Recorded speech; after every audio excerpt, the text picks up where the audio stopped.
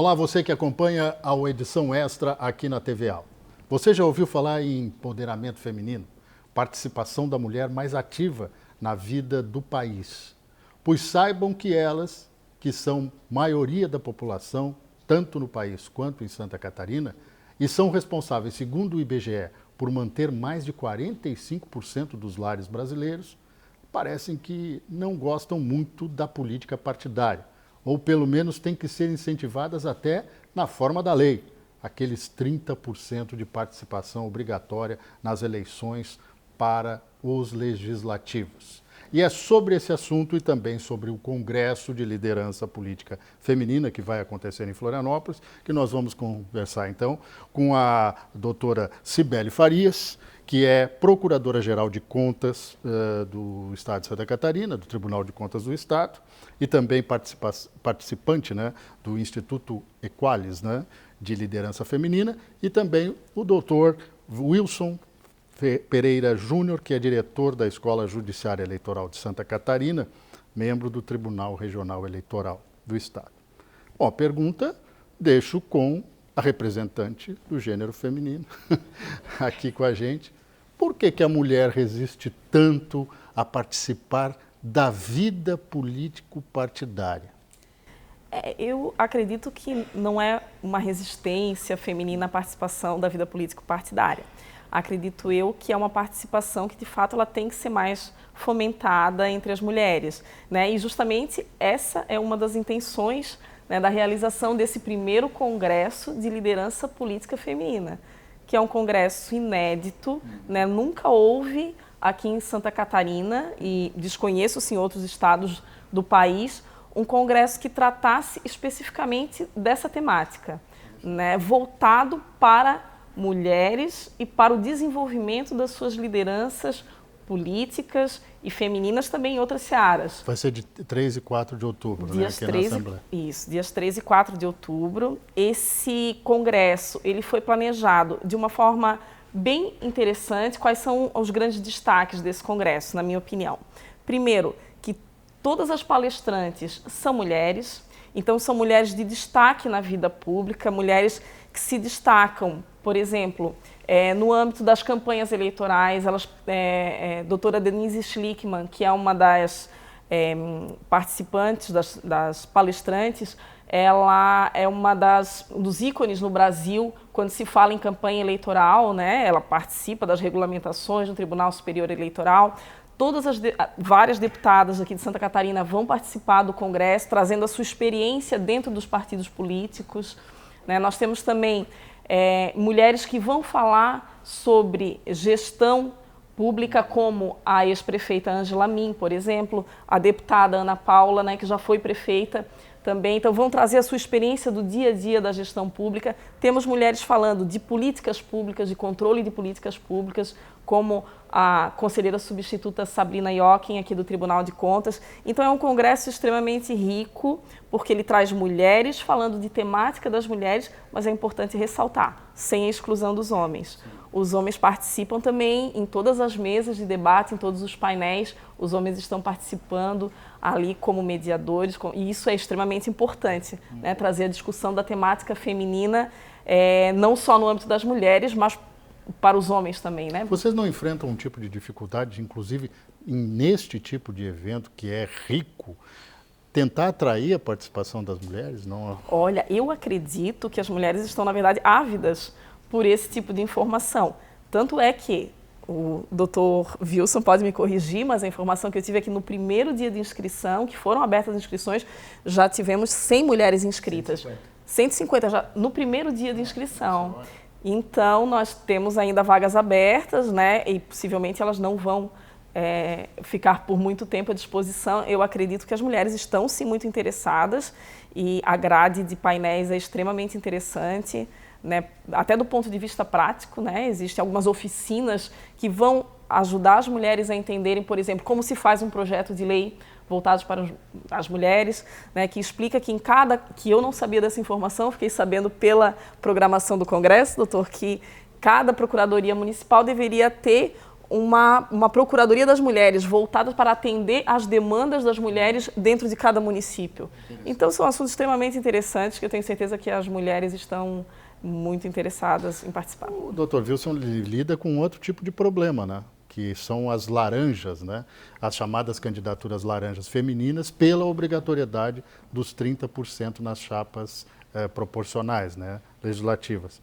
Por que ainda essa cultura persiste no Brasil, né? Eu digo assim, essa resposta ela tem, digamos, uma correlação importantíssima com a resposta que você fez para a doutora Cibele. É uma questão cultural, né? Nós temos que entender que até a década de 50, de 60, as mulheres não saíam de dentro de casa para trabalhar.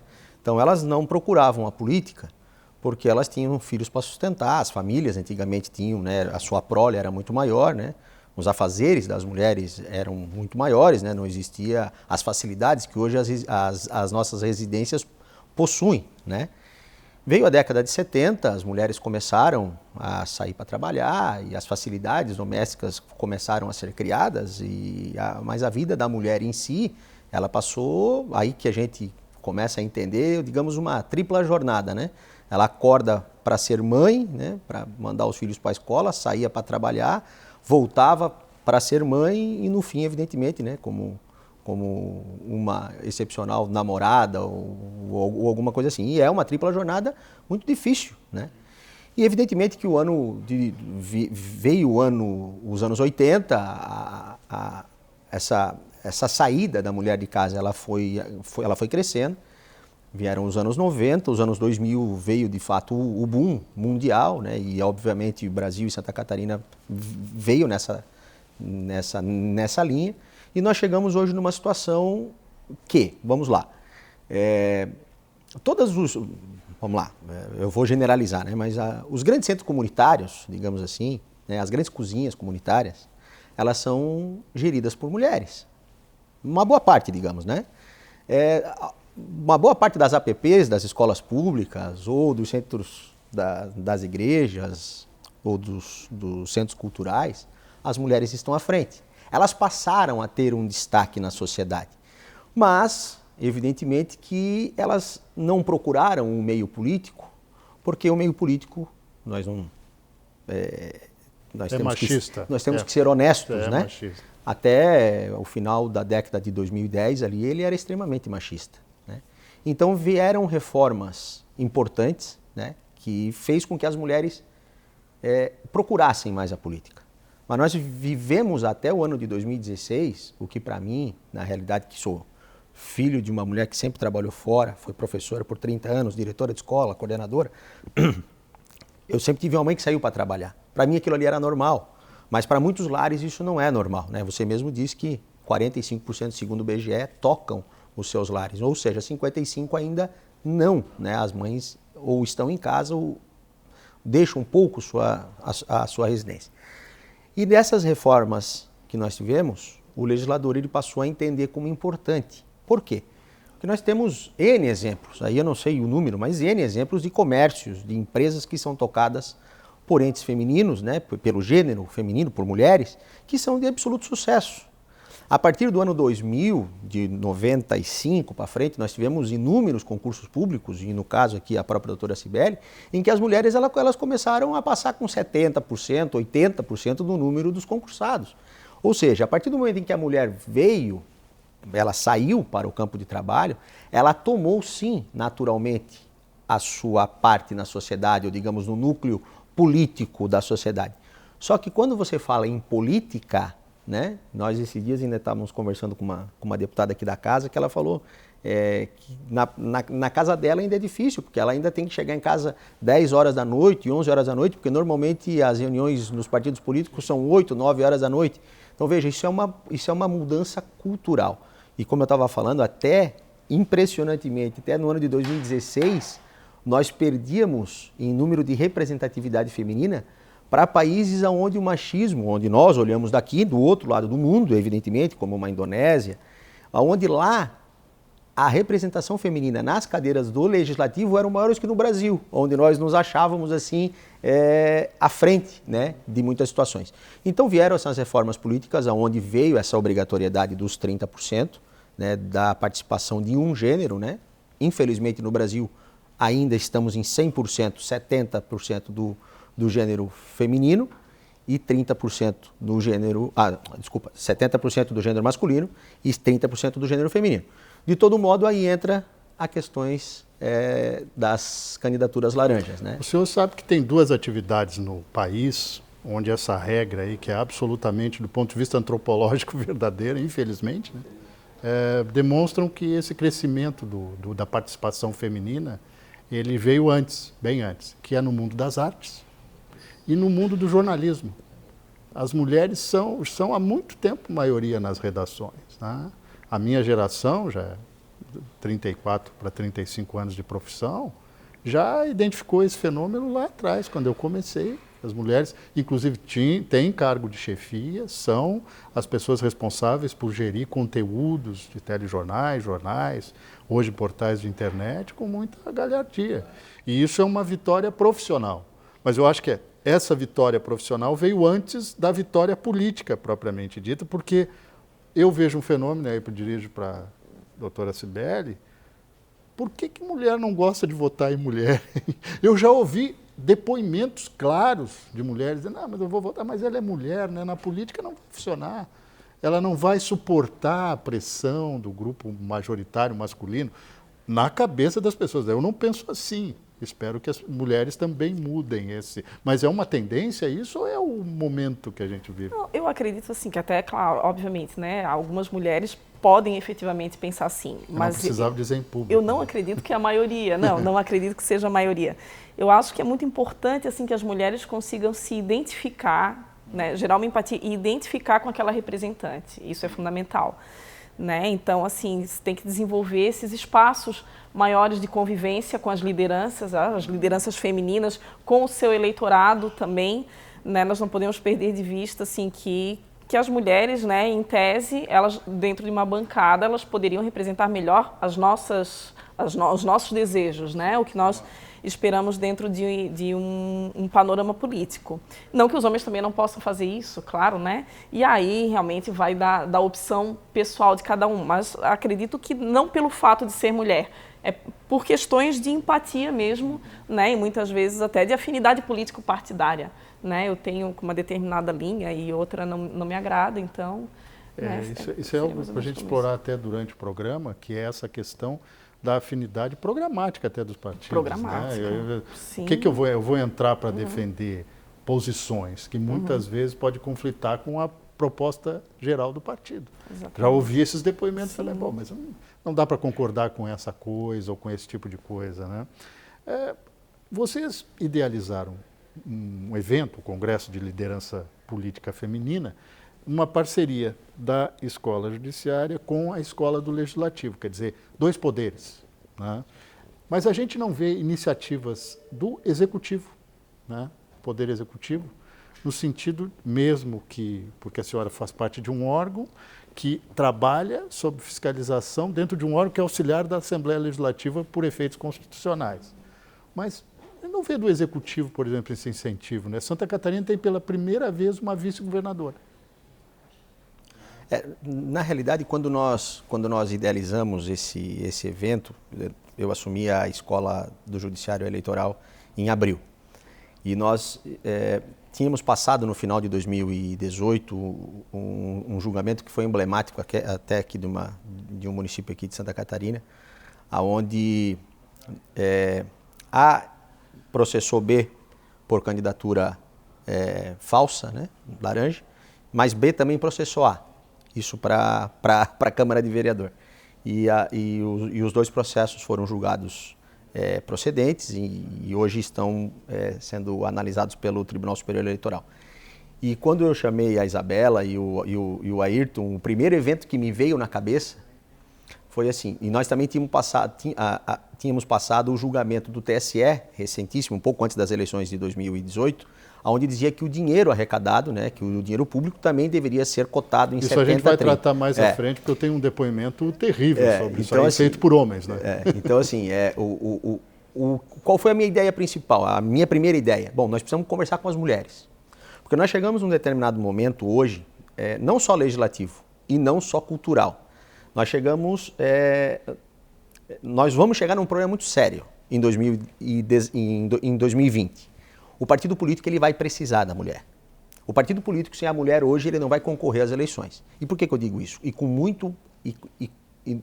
numa forma muito mais grave. As eleições de 2020 até hoje, né?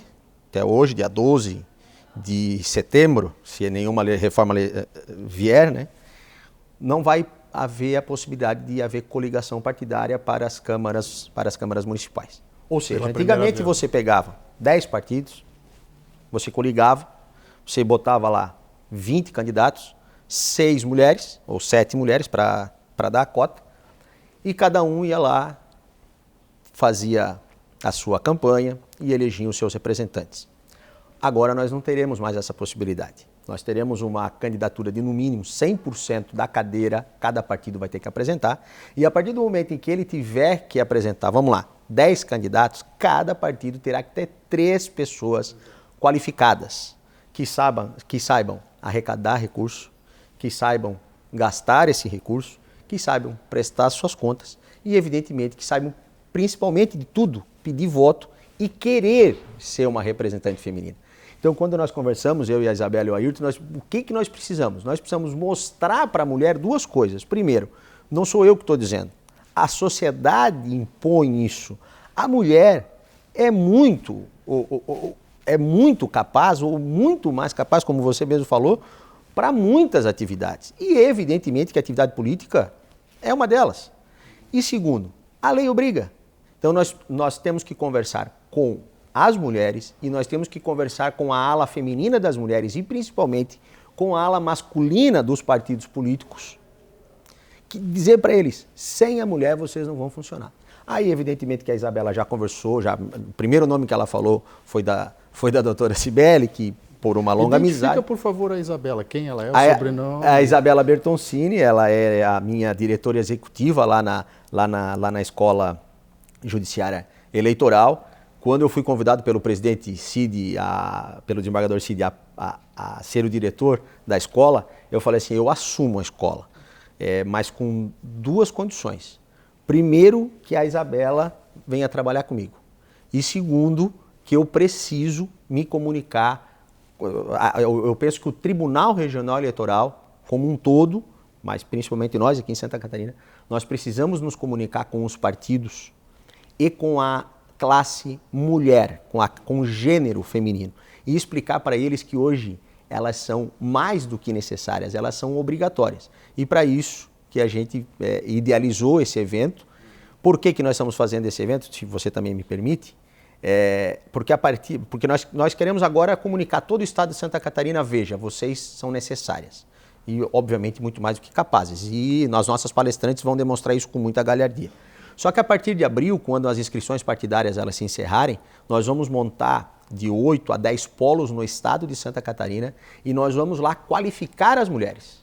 Nós vamos viajar o estado inteiro, a esse pelo Qualifica, ou o próprio programa Equalis, com o apoio, obviamente, de toda a sociedade, e nós vamos lá, mais uma vez, aí lá na base dessas senhoras, né, dessas moças, né, das mulheres, e explicar para elas, mais uma vez, como que você vai arrecadar o dinheiro, qual tipo de campanha você pode fazer, o que é vedado, por que tem que entrar o dinheiro na sua conta e sair da sua conta para pagar uma campanha, que você tem que pedir o seu voto. Né? Nós temos casos, por exemplo, nessa cidade em que eu mencionei, durante a instrução do processo, nós pegamos caso de mulher que ela não sabia qual foi o número que ela disputou a eleição de 2016. Isso, as pessoas me ouvem falar, a gente acha que a gente está agredindo a mulher, que eu estou agredindo a mulher, não. Isso inclusive, eu escutei como julgador do processo. Não, mas vocês estão agredindo a mulher. Não, eu não estou, eu estou buscando mostrar para as mulheres que elas não podem ser objeto em nenhum tipo de relação, em nenhum tipo de trabalho, em nenhum tipo de esforço em que dependa dela, ela deve ser objeto. Há relatos de em alguns lugares do país, a candidata, ou pretensa candidata, mesmo que tenha obtido o registro, não sabia sequer por qual partido estava Não, concorrendo. eu ia terminar. Ela não sabia o número dela, ela não sabia o partido que ela estava disputando, ela não votou nela. 15 dias antes da eleição, ela tirou férias, foi para fora do país, e o esposo dela era presidente de um outro partido. E fez campanha para um outro candidato que foi o primeiro mais votado. Ou seja, eu não posso admitir, repito, como filho de uma mulher que saiu a vida inteira, nos meus 42 anos, a vida inteira eu via ela acordar às 6 horas da manhã para ser mãe, para depois ser trabalhadora, ser diretora de escola, ser professora, para depois voltar a ser mãe, voltar a ser mulher. E eu não posso admitir que nós, observando isso num estágio em que nós estamos, né, doutora Cibele, onde a participação da mulher ela não é mais facultativa, ela é obrigatória. Né? E a partir do momento em que ela é obrigatória, ela tem que ser feita com muita responsabilidade. É muito importante essa fala do Dr. Wilson, especialmente quando ele prevê que vai ter uma capacitação no futuro para essas mulheres que estão nos partidos políticos e que possivelmente vão se candidatar às próximas eleições. Isso é essencial, né, até para que elas entendam a importância do papel delas dentro desse cenário político, né, entendam como fazer as coisas corretamente, assim como acho que também é muito importante, depois de passadas as eleições, né, a partir do momento que elas são eleitas, e não só elas, mas eles também, tenham uma capacitação pré-mandato antes de iniciar então o seu mandato para saber noções básicas, né, que muitos realmente não têm. Nesse mundo de contas, que eu trabalho com isso diretamente, exatamente. Eu vejo isso todos os dias e digo, e muitas vezes não é má fé, é falta realmente de conhecimento. Então é importante que haja esse tipo de capacitação, né, a capacitação eleitoral, pré-eleitoral, né, e a capacitação pós-eleitoral também. E acredito que nesse sentido, né, seremos grandes parceiros aí para poder desenvolver essas atividades. E além disso também acredito eu que é uma próxima ação a ser pensada é desenvolver já na base, no sistema educacional também, né, para essas crianças, essas jovens mulheres perceberem a importância disso. Eu fico feliz porque nós temos uma personalidade e uma autoridade. Né? E a doutora Cibele, se me permite, é exatamente um exemplo, porque ela também trabalha numa instituição. Por isso que é uma das nossas homenageadas exatamente. Tradicionalmente é comandada por homens, né? E hoje nós só temos uma conselheira substituta, né? Não temos um conselheiro mulher, né? Na história, inclusive, não temos. Na história, inclusive, né? nunca. Não temos. Então, quer dizer, ela demonstra que ela tem a capacidade profissional, por que não exercer essa liderança também na vida pública, né? Política partidária, estou falando, a vida pública ela já exerce, mas na vida política partidária. Porque parece que quando a gente fala de partido político, isso é até um tema que eu quero esticar para o próximo bloco, a gente está falando de uma coisa suja, escusa, onde as coisas são colocadas por debaixo dos tapetes, onde a gente descobre o lado ruim. A gente tem que aproveitar o momento no país que a gente está desfraudando a bandeira contra a corrupção e está punindo. E muitas vezes, eu digo, não é por estar numa TV legislativa que eu digo isso, tem mais empresários presos por serem corruptores do que políticos por serem considerados corruptos, né? Então a gente tem que analisar que a gente está lidando com poder, a gente está tocando no poder. E há, infelizmente, também mulheres presas por conta da corrupção. Quer dizer, não é uma coisa que atinge a sociedade. Se atinge a sociedade tem que reagir. Mas eu vou passar para o próximo bloco, onde a gente vai discutir esta questão. Como os partidos formam a liderança política. Como eles conseguem captar essa liderança política que já está na sociedade. A gente já volta aqui no Edição Extra. O Edição Extra de hoje está falando de um tema crucial na sociedade brasileira, a participação política das mulheres.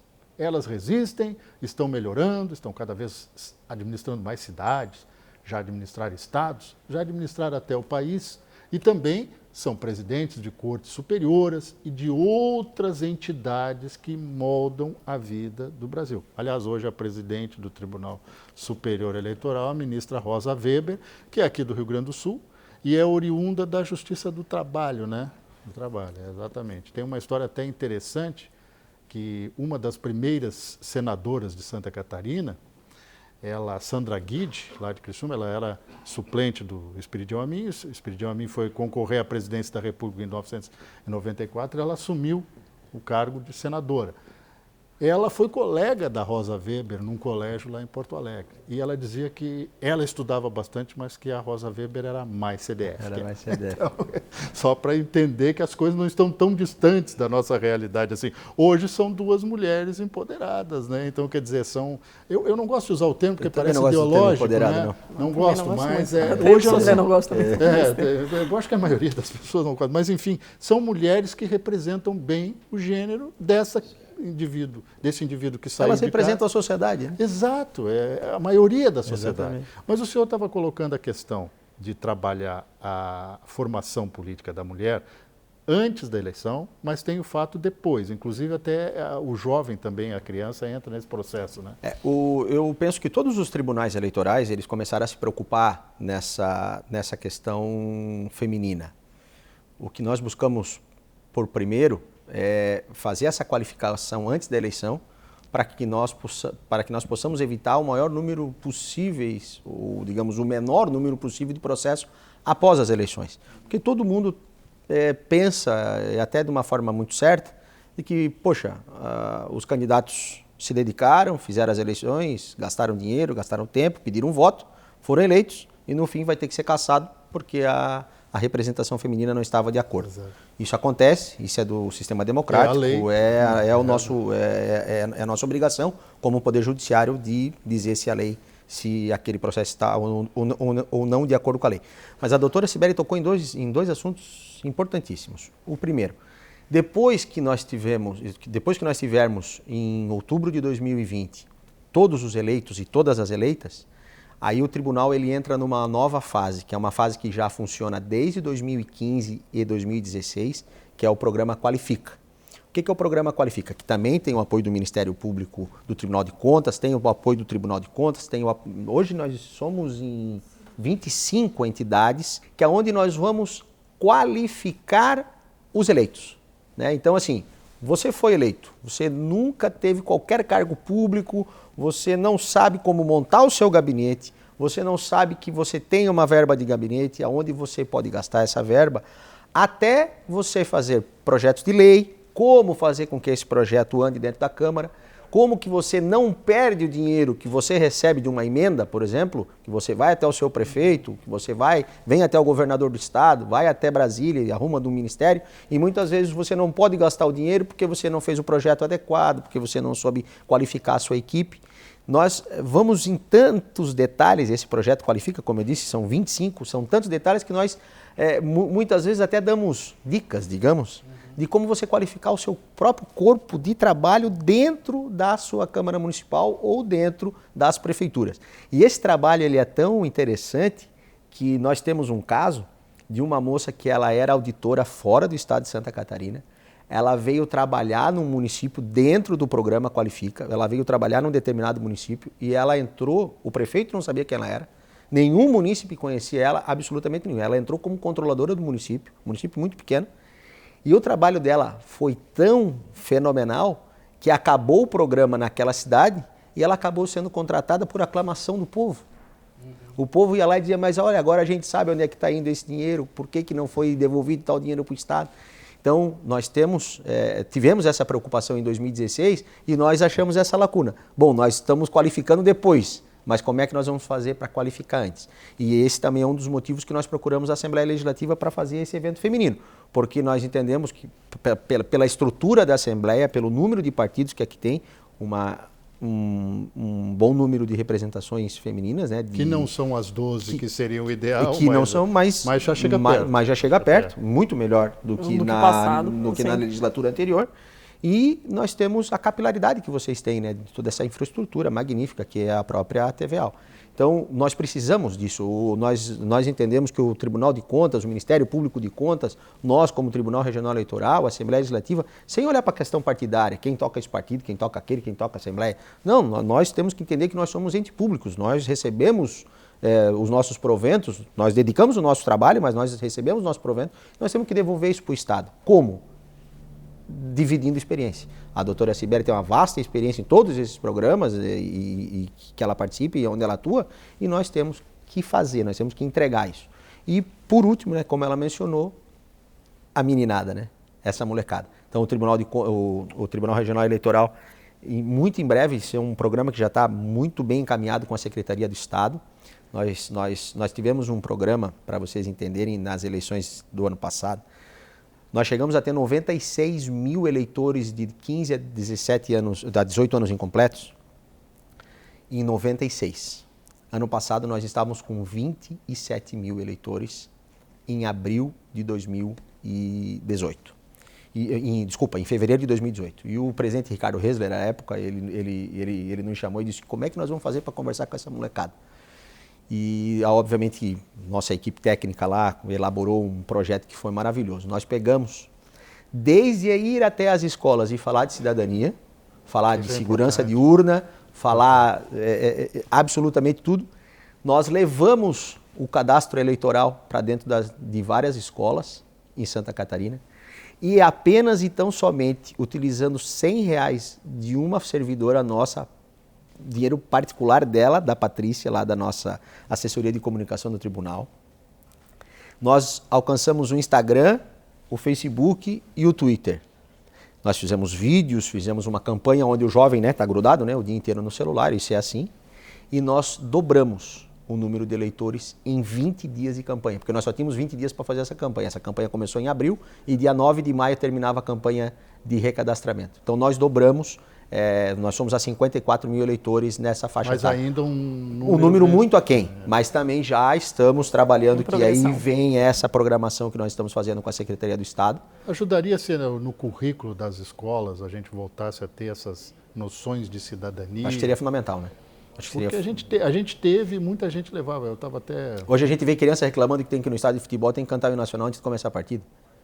E nós cantávamos o hino nacional na segunda e na sexta-feira. Não, e eu da minha geração, a minha geração começou na escola na década de 1960. A gente cantava todos os dias. A minha era segunda e sexta, mas já dá para ver que também já veio um delay. A questão é o seguinte, eu até, você citou estádio, eu fico feliz porque já tem gente que sabe cantar pelo menos as primeiras estrofes do hino de Santa Catarina, que nem sabiam que existia. Que foi um dos hinos que concorreram a hino nacional. E Santa Catarina comprou, entre aspas, adotou o hino foi o terceiro colocado, se não me engano, que é muito bonito, né? Ele fala de liberdade, que é uma liberdade. Mas como tem a palavra escravidão, já tentaram até mudar o hino. Exatamente, mas era um momento, né? E a gente também, falando em mulher, tem a inspiração, Antonieta de Barros, negra, mulher, professora, quer dizer, várias atividades que as mulheres da época dela, do século retrasado, não tinham, né? Quer dizer, século passado. Não, quer dizer, não tinham, no início do século passado, quer dizer, era professora, trabalhava fora, era militante política, ainda era jornalista. Imagina a quantidade de preconceito que ela não sofreu. Exatamente. Era um pioneiro em tudo. Hoje ela emoldura aqui uma gravura dela numa fachada lateral de um prédio aqui no centro de Florianópolis, com todo o mérito, como o nosso poeta Cruz de Souza, né? Fale, por favor, doutor. Mas só para não perder o raciocínio do Dr. Wilson, né? E o que eu acho também que é muito interessante dentro de todo esse programa de capacitação, né, que, como foi falado, e agora de atingir o público jovem, o público adolescente, é um projeto também de identificar lá, já que estamos falando de lideranças, também de lideranças femininas, identificar quem já seriam possíveis líderes no futuro. Porque, se nós lembrarmos bem, né, na época que nós éramos estudantes lá, né, nos nossos primeiros anos, era muito fácil identificar, já dentro de uma sala de aula, quem eram os líderes naturais. Até os líderes de classe. Tinha um líder, não sei se ainda existe essa figura, na minha época existia o líder de classe. Sofri representante de classe. Os presidentes de centro acadêmico, né, quando vamos evoluindo ali, e muitos deles acabaram indo para a política. Né? E nós conhecemos e tal, então assim, criar algum projeto para identificar já quem seriam esses líderes naturais e desenvolver neles, né, esses conceitos fundamentais de cidadania, de probidade, né, e fomentar isso na base, né? É que nós vivemos um hiato na sociedade onde as pessoas não querem nem participar de reunião de condomínio, né? Porque vai se incomodar, porque não quer expor a ideia dela. Eu vou ser tolhido pela maioria, mas se você não colocar a sua ideia, você não vai saber nem se você não é a maioria, né? Ao menos se não vai, respeita as regras, né? Sim. E aí a importância, né, da base, né, de já vir da educação, essa vontade de participar, né, o incentivar essa vontade de participar da vida política, que pode ser dentro de uma reunião de um condomínio, quanto pode ser dentro do governo do nosso estado. A gente falou de Antonieta de Barros, do pioneirismo dela, deputada, jornalista, professora, etc. Mas em Santa Catarina começamos por Anita Garibaldi, né? Que virou uma heroína. Quem tocar nos restos mortais de Anita Garibaldi lá na Itália morre, porque não sai de lá. Tanto é que o Brasil já tentou repatriar, já trazer para cá, porque ela é nascida no Brasil, nascida em Laguna, né? E nós temos a Anita Garibaldi, depois temos a Antonieta de Barros como referência. Temos a doutora Teresa Tang, já falecida, que foi desembargadora no Tribunal de Justiça. A única desembargadora presidente do Tribunal de Justiça. Primeira, Lúcia Stefanovic, primeira delegada de polícia concursada no país e primeira secretária de segurança, já falecida, infelizmente. Então, que de Santa Catarina tem esse rastro de pioneirismo, né? E estou falando de vida pública. Até porque mesmo a Anita Garibaldi tendo feito toda a história dela no outro lado do continente, no outro lado do Oceano Atlântico, em outro continente, ela tem uma história de perseverança, quer dizer, ela ia tendo os filhos e lutando ao lado do Giuseppe lá, né, que também não era nenhum garoto, né, um soldado da fortuna, lutou pela unificação da Itália, né, e também lutou aqui na Revolução Farroupilha, etc. E tal, que aqui foi Revolução Juliana, né, em Laguna foi Revolução Juliana. Mas fazendo essa pequena digressão histórica, que é importante, porque a gente também aprende essa questão de liderança feminina pela história, né? E Santa Catarina tem estas referências, que bom, né? A capital do estado já teve prefeita mulher, né? Temos uma vice-governadora. Temos uma vice-governadora atualmente. Hoje em Joinville, a Câmara Legislativa, se eu não estou enganado, é o número mais expressivo. Sim, mulheres. Quer dizer, é difícil encontrar uma Câmara de Vereadores em Santa Catarina que não tenha uma mulher representando. Eu fui a Catanduvas, eu posso estar errado, eu peço desculpa. Perto lá de Joaçaba. Eu peço desculpa se não for, mas tenho quase certeza que quando eu cheguei lá, eu descobri que tinham 4 mulheres eleitas vereadoras, eu fiquei estupefato, porque são 12, se eu não estou enganado. E nós temos aqui um caso concreto em Rancho Queimado, aqui na Grande Florianópolis, 2 mulheres disputaram a eleição para prefeita. Então, quer dizer, isso é significativo, porque nós estamos falando de um município que tem 3 mil eleitores. Então isso mostra, assim, a meu ver, né, que não existe uma falta de vontade da mulher participar. Existe uma série de fatores que realmente dificultam um pouco mais a participação e que é fundamental, então, que se tenha assim, esses incentivos, né, como a realização desse congresso, é um grande incentivo. Qualquer forma de informação, né, para que essas mulheres possam se sentir animadas e incentivadas a participar mais da vida política é bem-vinda. Eu até vou um pouco mais longe, até porque eu escrevi isso nos meus votos, os nossos votos são públicos, né, estão lá. A gente tem que entender que realmente uma boa parte dos partidos políticos ou são ou eram até muito pouco tempo, sim, machistas, né? A forma de distribuição de dinheiro... É da essência deles. A forma de distribuição de dinheiro era machista. A forma de distribuição até a decisão do TSE do ano passado, haviam mulheres que tinham direito nas grandes cidades, onde tem repetidora de TV, onde elas têm programa de TV e de rádio, elas não participavam. No mínimo tinha 30% do espaço. Depois da decisão do TSE que veio, digamos assim, a obrigatoriedade delas participarem. Mas elas não sabem disso.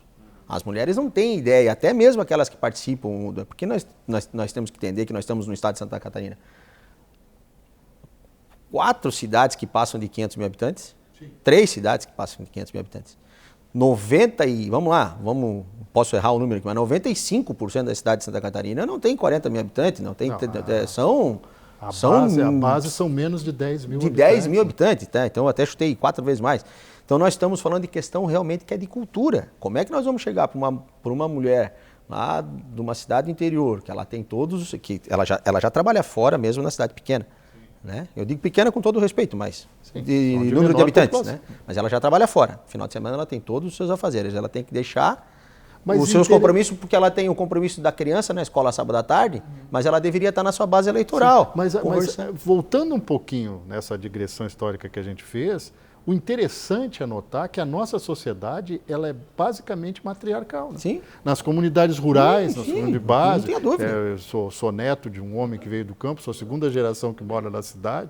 Tudo bem que nasci no Rio de Janeiro, mas eu sou a segunda geração que mora na cidade.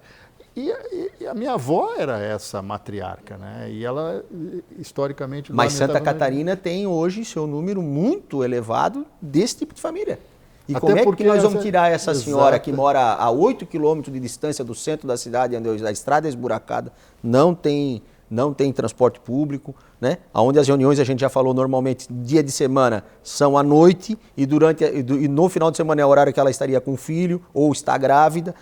É uma questão sociológica. Ou ela vai... Ela teria que deixar de ficar grávida no ano que vem para ela poder... Isso nós já discutimos interna corporis lá no tribunal, ou digamos, para trazer para o nosso português, nós já discutimos entre nós que a dificuldade da mulher é tanta que ela tem que deixar suas questões pessoais de lado. O homem não. O homem, se a mulher está grávida, ele vai no máximo ali ficar aqueles momentos que ele necessita e no dia do nascimento da criança, se tiver lá no apuro da eleição, ele vai lá, vê, tira foto e já sai para catar voto de novo. A mulher não. Né? Então, eu não vou votar numa grávida, ou não vou votar numa mulher que pensa em ficar grávida. Nós passamos todos esses tipos de preconceito na sociedade. E isso que a gente tem que desmistificar. Não particularizando, nós já tivemos casos de deputadas federais que desistiram da vida pública para engravidar. Para pensar na vida dela em família. Eu nem sabia desse dado. Exatamente, eu não quero particularizar porque não é um caso, são vários. Mas para você ver como a gente tem que lidar com esse tipo de situação. Para não entrar nesse furacão ideológico. Ele está falando da fulana e esqueceu da cicrana, claro. Não quero isso. Mas no próximo bloco nós vamos falar de duas coisas que ainda incomodam muito dentro da legislação eleitoral. Tem muito homem reclamando que, por ser 30% a obrigatoriedade na eleição legislativa, as mulheres recebem mais recursos do fundo eleitoral e até dos partidos que os homens. E isso é lei, isso não é brincadeira. E também uma questão simples, como vai ser o Congresso de Liderança Política? Vamos esmiuçar um pouquinho mais este evento importante que vai acontecer. Lembrando o seguinte, falta pouco mais, mas pouquinho mais de um ano para a eleição municipal de 2020. A gente volta daqui a pouco com edição extra. Até já.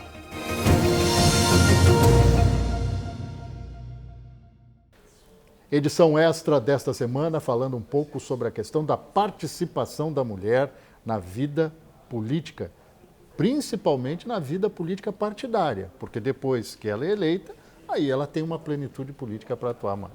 Mas eu ouvi relatos assustadores de homens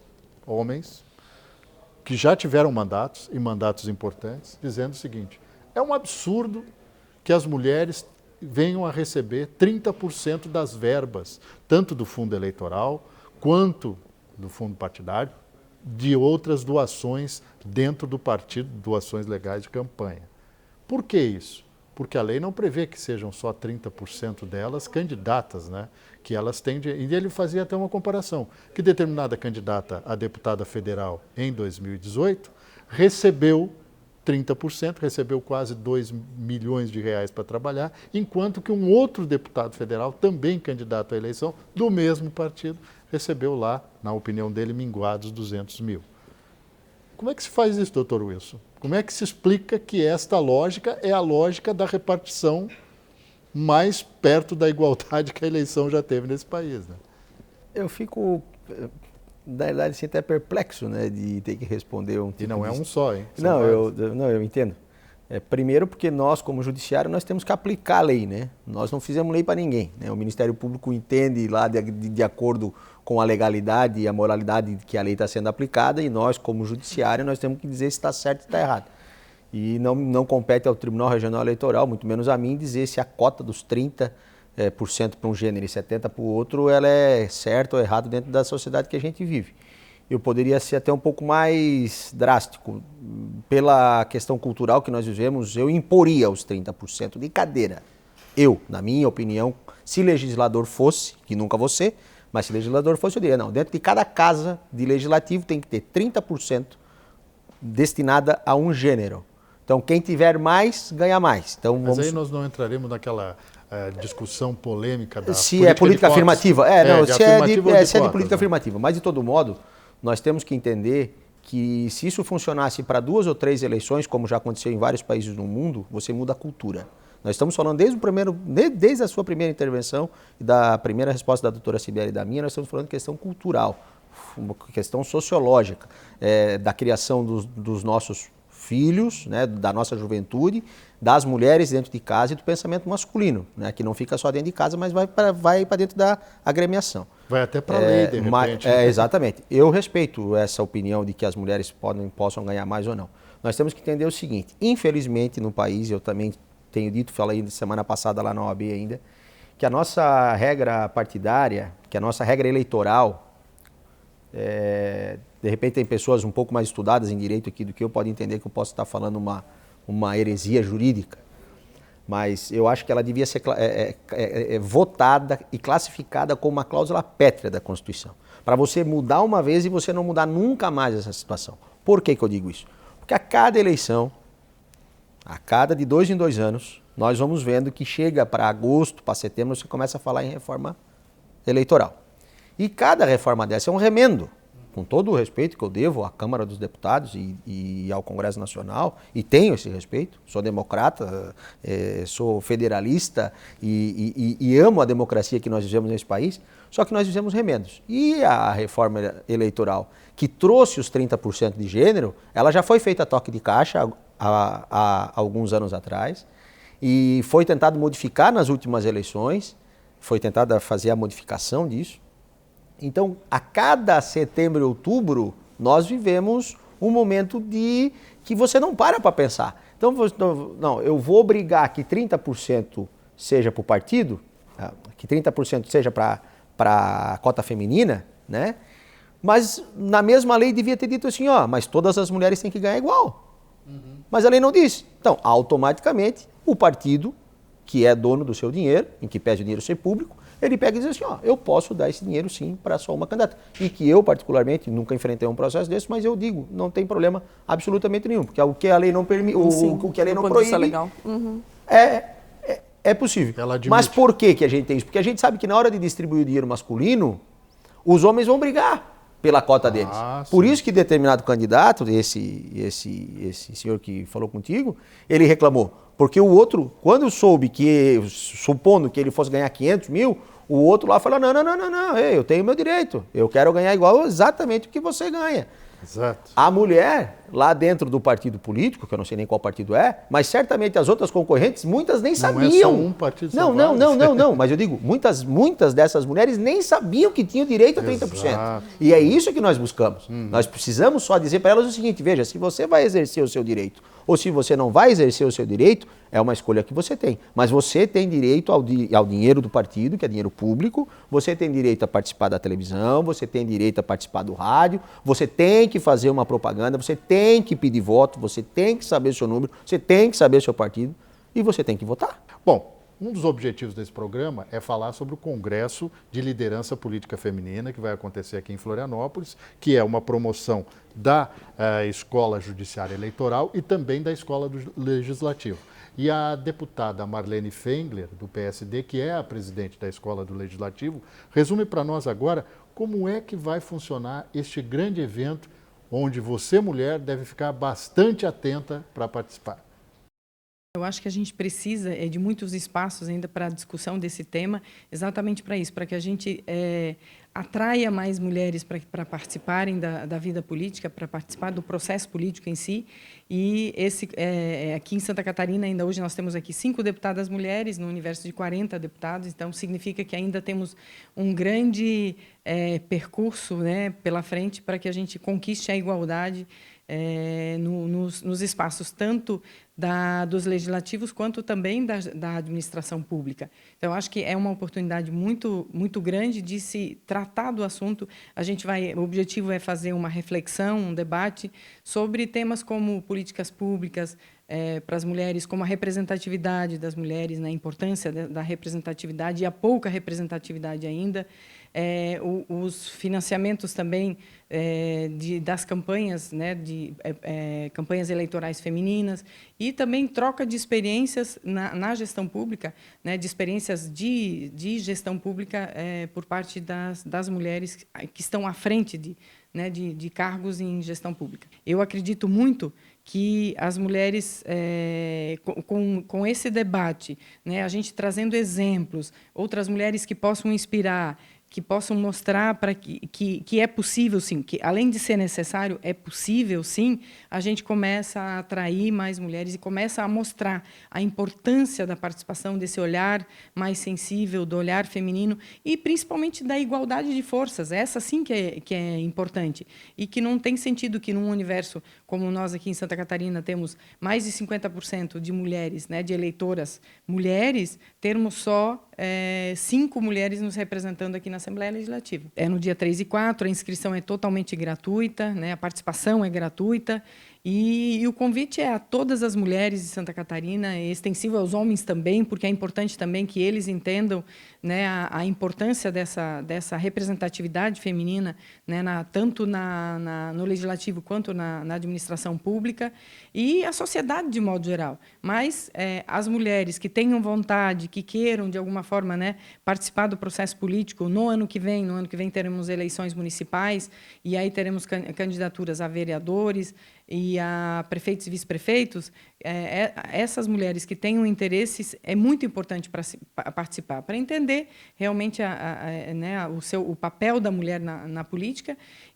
mas, assim, de modo geral, a sociedade como um todo está convidada e é muito importante que participe e possa nos ajudar, enquanto Escola do Legislativo, a difundir, né, a importância da participação das mulheres na política. Pois é, um evento desta magnitude, vamos chamar assim, tem essa função didática, mas tem a função também de promover a liderança, de atrair a liderança. Como é que vai ser feito isso em termos práticos? Bem, o Congresso ele tem 2 vertentes. Tem os painéis e tem as oficinas de trabalho, né? Nos painéis, são várias palestrantes mulheres que vão apresentar as suas informações, seu depoimento de vida. Temos as deputadas aqui em Santa Catarina, né? Temos gestoras, como a ex-prefeita Ângela Min, como também a deputada Ana Paula, que já foi prefeita, né? E vão trazer, então, as suas experiências como membros de partido, sua experiência eleitoral dentro de uma eleição, suas experiências como gestoras. Temos mulheres que vão tratar da ação dentro das políticas públicas para mulheres, como a conselheira substituta Sabrina Iocchim, ali do Tribunal de Contas. Então, essa é a parte dos painéis, onde vem essas informações na forma de palestra. E existem também as oficinas. E as oficinas, elas têm um cunho um pouco mais prático. Dentro dessas oficinas, uma delas, por exemplo, é oferecida por um instituto Política por Elas, né? E esse instituto, ele já desenvolveu ações extremamente interessantes e, por exemplo, uma das ações que em outras oportunidades já fizeram e podem desenvolver nessa oficina é ensinar as mulheres, por exemplo, a como elaborar projetos de lei, né? A apresentar projetos para o seu legislativo, do seu interesse. Então, são oficinas práticas. Existe uma oficina que vai apresentar um filme que fala exatamente da discriminação da mulher, sobre uma juíza, né, que alçou um alto posto na Corte Americana, e vai ter um debate sobre esse filme. Então, tem movimentos bem interessantes. Além disso, vai ser lançada a campanha da Justiça Eleitoral, né, pelas mulheres, por uma maior participação das mulheres na política. Vai ter uma exposição de arte só com artistas catarinenses, mulheres. Então, assim, é um programa bem diversificado, né? E com isso a ideia é fomentar, é estimular as mulheres realmente a participar da vida política. E nesse contexto, o que a gente vai falar de ODS 5? Explicar para as pessoas exatamente o que é. A ODS 5, Objetivo do Desenvolvimento Sustentável da ONU, né? Foi criada, alguns objetivos foram estipulados pela ONU, e essa ODS 5, o tema principal dela qual é?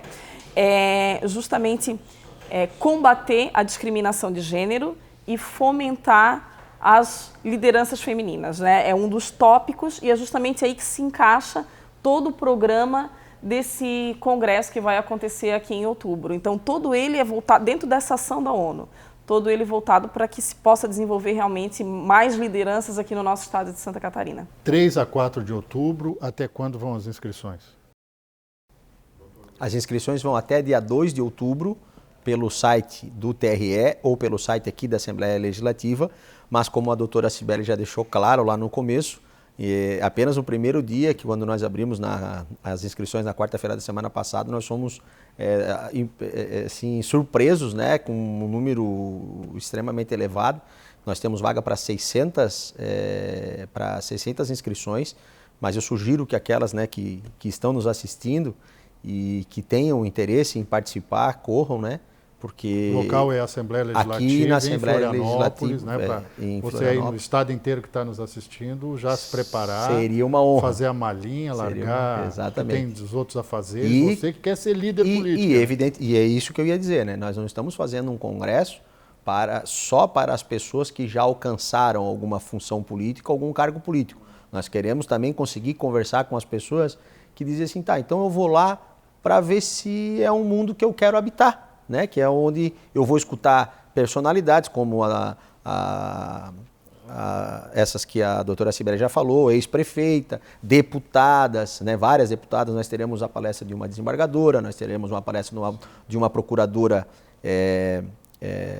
de justiça, de uma embaixadora, de uma embaixadora. Né, então nós estamos trazendo assim, uma gama de pessoas da iniciativa pública e da iniciativa privada que chegaram, não por ser mulher, mas chegaram porque estudaram, se dedicaram, passaram preconceitos, erros, acertos. Né? E elas vão trazer toda a sua experiência, a sua bagagem. Né? Quem sabe até numa dessas a pessoa que vai se inscrever se identifica. Exato. Puxa aquele exemplo e diz assim, pô, eu posso também. Eu posso. também. E também deixar claro que nós não estamos trazendo aqui 40 palestrantes para contar a história de vida delas. Não. Né? Nós precisamos mostrar como e por que elas chegaram lá. E por que elas continuam lá. E né? como enfrentar as dificuldades, que é o que qualquer mulher que existem, se propõe, que é inerente possivelmente da função, vai enfrentar né? também. Né? É verdade. Essa é a Mas nossa... é isso. Eu agradeço então a presença da doutora Cibele Farias, né? Ela que é Procuradora-Geral de Contas do Tribunal de Contas do Estado e não é fundadora, mas participa do Instituto Equalis de Liderança Feminina. Isso é importante, né? A gente até deixou de falar do Instituto, mas depois, dentro do contexto do Congresso, vai ser bem falado. E também o doutor Wilson, né? A gente que agradece. Que é diretor da Escola do Judiciário Eleitoral e também juiz do Pleno do Tribunal Regional Eleitoral, que vai ter muito trabalho pela frente, né? Esperamos que não. Mas que bom que tenha, né? A ideia geral desse programa foi mostrar para vocês que existe alternativa, que a questão da mulher participando da política partidária é importante. Ela é obrigatória hoje. Exatamente, da vida pública também, né? É que a gente muitas vezes coloca a situação como condicionada ao que diz a lei, a letra da lei. Tem que ter 30% das candidatas às câmaras de vereadores agora, depois de 2 anos virão as candidatas a deputada estadual, deputada federal. Senador não tem obrigatoriedade porque é eleição majoritária, mas ainda vamos ter, quem sabe, uma política para as eleições majoritárias, né? Para governador, para prefeito, para presidente da República, onde tem essa participação efetiva da mulher. Gente, dito isso, um grande abraço a todos e até a próxima oportunidade. E não se esqueça, 3 a 4 de outubro, Congresso de Liderança Política Feminina aqui na Assembleia Legislativa, inscrições no site do TRE até o dia anterior, dia 2 de outubro. Dito isso, um grande abraço para vocês e até a próxima oportunidade.